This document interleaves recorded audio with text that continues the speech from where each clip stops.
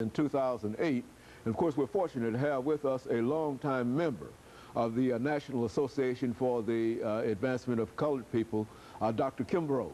And of course, Dr. Kimbrough, let me welcome you to the show this morning. It's my privilege to be here, Dr. Haney. Well, Dr. Kimbrough, I can simply say that you are certainly no stranger to our audience, nor are you a stranger to Nashville or in terms of the United States of America, because you've been involved in this whole activity dealing with the NAACP for a long time.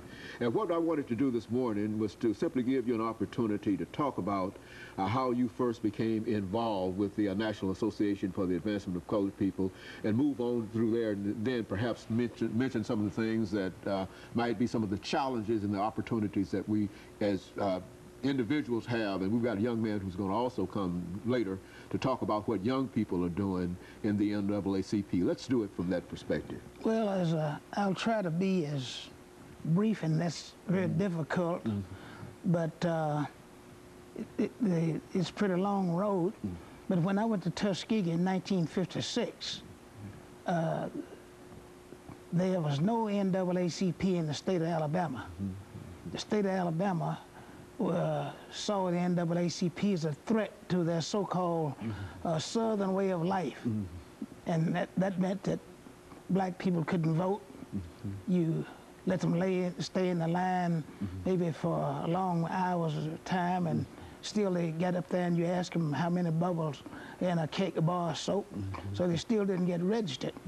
So inasmuch as the NAACP was non-existent in the state of Alabama, when I graduated from Tuskegee in 1960, that's one of the first things I did when I had an opportunity is take out my membership in the NAACP. Because I knew if that many people were against it, it must have been very good for me. Of course, the NAACP, as it met its challenge then, it was organized to see that there was social, economic, political justice. Education, for instance, was one of the goals of the NAACP, to see that the African-American colored people, if you would please, had an opportunity to have an unfettered education. So, and the challenge is still there now. It's still there now, because we just see that this redistricting, it's racial orientated, and call it what you will, but when it boils down to it, you have segregated schools.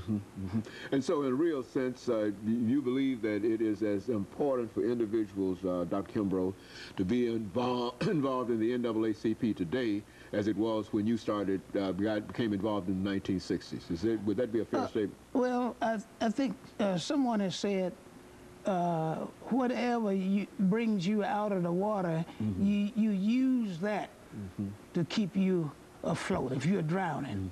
And it was the NAACP on the February 12th, 1909, that came into existence to deal with a number of the inequities, racial inequities in our society. And do we have economic justice now? Do we have political justice? In fact, this 2008 campaign is boiled down to, unfortunately, it has to involve race. There's always this need. Politically, economically, we do not have economic justice. Our communities are deteriorating because young blacks, this is not to give an excuse, we need to behave. It's unacceptable behavior.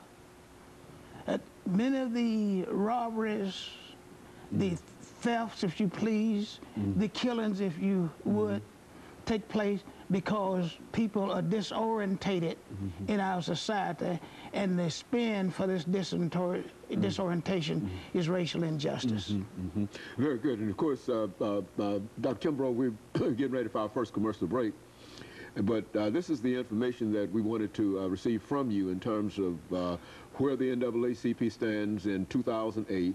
And at the same time, you're telling us now that it is as important in 2008 that Africans become involved in the political process, that we seek economic justice, and that we deal with our schools, even in 2008, just as we dealt with them in the earlier periods of separation and segregation. They're still in the playing field, on the playing field, and we must register people to vote.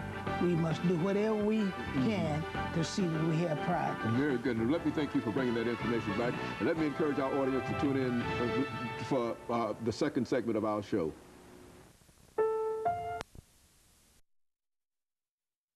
Show for today.